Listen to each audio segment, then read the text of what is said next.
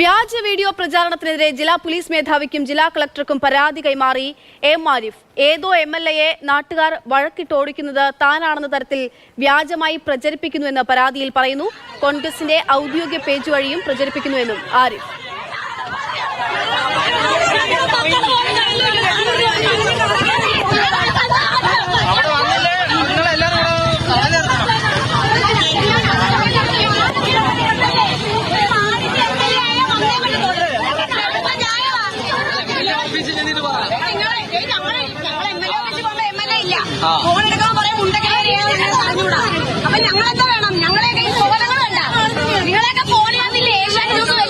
നമുക്ക് പറയുന്നത് കേൾക്കാനാകുന്നുണ്ട്.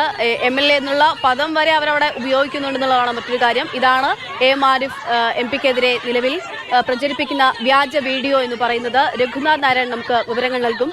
രഘു, ഇത് കേൾക്കുമ്പോൾ തന്നെ മനസ്സിലാവുന്നുണ്ട് MP എന്നല്ല MLA എന്ന് തന്നെയാണ് പറയുന്നത്. അപ്പോൾ എങ്ങനെയാണത് എം ആരിഫിനെതിരെ പ്രയോഗിക്കുന്നത്? ഏതൊക്കെ സോഷ്യൽ മീഡിയ ഹാൻഡിൽ വഴിയാണ് ഈ ഒരു വീഡിയോ പ്രചാരണം നടത്തുന്നത്? ആരിഫിന്റെ നടപടി എന്താണിതിൽ?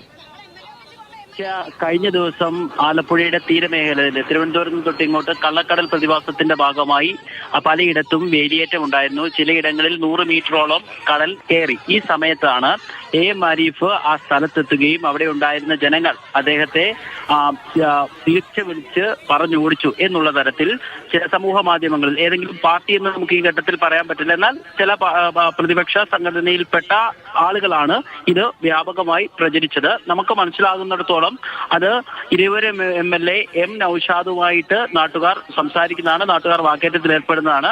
അത് ഇപ്പോഴുണ്ടായതൊന്നുമല്ല, ഒരു 2-3 വർഷങ്ങൾക്ക് മുൻപ് ഉണ്ടായതാണ് എന്നാണ് നമ്മൾ മനസ്സിലാക്കുന്നത്. സ്വാഭാവികമായി തന്നെ ഈ തീരമേഖലയിലെ ആളുകൾ അതിവൈകാര്യമായി പെരുമാറുന്ന ആളുകളാണ്. മുൻപ് ഓക്കിയ സമയത്ത് മുഖ്യമന്ത്രി ഉൾപ്പെടെ അവിടെ ചെന്നപ്പോൾ, തിരുവനന്തപുരത്ത് എത്തിയപ്പോൾ അവിടെയുള്ള ആളുകൾ പ്രതികരിച്ചത് എങ്ങനെയാണെന്ന് നമ്മൾ കണ്ടതാണ്. സ്വാഭാവികമായിട്ടുള്ള ആ മേഖലയിലെ ജനങ്ങളുടെ ഒരു വൈകാരികമായ പ്രതികരണമാണ് അവർ.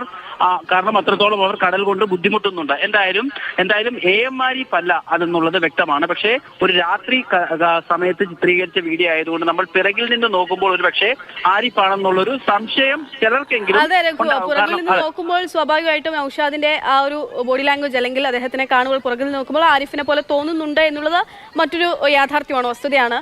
അപ്പോൾ മാത്രമല്ല, ഈ സോഷ്യൽ മീഡിയ വലിയ പങ്ക് വഹിക്കുന്ന ഒരു തെരഞ്ഞെടുപ്പ് കൂടിയാണ്. മുൻപത്തെ പോലെയല്ല, അതിനേക്കാളൊക്കെ പങ്ക് വഹിക്കുന്ന ഒരു തെരഞ്ഞെടുപ്പ് കൂടിയാണ് നടക്കുന്നത്. അപ്പോൾ എങ്ങനെ ഇതിനെ നേരിടാനാണ് LDF-ന്റെ ഒരു തീരുമാനം? ഇന്ന് മാത്രവുമല്ല, ഈ തീരമേഖല വളരെ നിർണായകമാണ്. ആലപ്പുഴയിൽ ഏകദേശം 100 കിലോമീറ്ററിനടുത്ത് തീരമേഖലയുണ്ട്. അവിടുത്തെ വോട്ടുകളൊക്കെ വിജയത്തിന് വളരെ നിർണായകമാണ്. ആ ഘട്ടത്തിലാണ് എം ആരിഫിന്റെ ആണ് ഈ വീഡിയോ എന്ന് പറഞ്ഞ് പ്രചരിപ്പിക്കുന്നത്. കാരണം ഇതിന്റെ ഒരു തീവ്രത എന്ന് പറയുന്നത്, എനിക്ക് തന്നെ നമ്മുടെ മാധ്യമപ്രവർത്തകർ തിരുവനന്തപുരത്തും ഡൽഹിയിലുമൊക്കെ ജോലി ചെയ്യുന്ന നമ്മുടെ സുഹൃത്തുക്കളായ മാധ്യമപ്രവർത്തകർ തന്നെ ഈ എം ആരിഫിന് ഇത് എവിടെയാണ് സംഭവിച്ചത് എന്ന് ചോദിച്ച് എനിക്ക് തന്നെ പേഴ്സണലായി മെസ്സേജുകൾ അയച്ച് ധാരാളം ആളുകളുണ്ട്.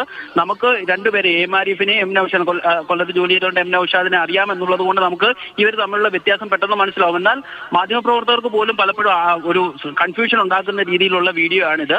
കാരണം പുറകിൽ നിന്ന് നോക്കുമ്പോൾ ഞാൻ ആദ്യം പറഞ്ഞതുപോലെ തന്നെ എം ആരിഫിന്റെ ഒരു ഷെയ്ഡ് നമുക്ക് തോന്നും. പക്ഷേ എം ആരിഫ് അല്ല അതെന്നുള്ളത് അദ്ദേഹത്തെ അടുത്തറിയാവുന്നവർക്ക് വ്യക്തമായിട്ട് അറിയാം. അതുകൊണ്ടാണ് ഈ വീഡിയോ വ്യാപകമായി പ്രചരിക്കുന്നതിനെതിരെ എം ആരിഫ് കഴിഞ്ഞ ദിവസം തന്നെ തെരഞ്ഞെടുപ്പ് കമ്മീഷൻ, അതായത് ജില്ലാ കളക്ടർക്ക് ഉൾപ്പെടെ പരാതി നൽകിയത്. കാരണം ഇത് സോഷ്യൽ മീഡിയയിൽ വ്യാപകമായി പ്രചരിക്കുന്നുണ്ട്. അത് സോഷ്യൽ മീഡിയയിൽ നമുക്ക് എം ആരിഫിന്റെ പ്രതികരണം കൂടി ലഭ്യമായിട്ടുണ്ട്. അദ്ദേഹത്തിന്റെ വാക്കുകൾ കൂടി കേൾക്കാം. വ്യാജ വീഡിയോ കോൺഗ്രസും BJP കൂടെ മത്സരിച്ച് പ്രചരിപ്പിച്ചുകൊണ്ടിരിക്കുകയാണ്. ഇവനെ പിടിക്കും, ആരാന്ന് വെച്ചാൽ പിടിക്കും. ഏതായാലും കോൺഗ്രസിൻ്റെ ഔദ്യോഗിക മീഡിയ വഴി വരെയും പ്രചരിപ്പിച്ചിരിക്കുകയാണ്. ഇത്തരത്തിൽ നെറികെട്ട രാഷ്ട്രീയ പ്രചരണമാണ്.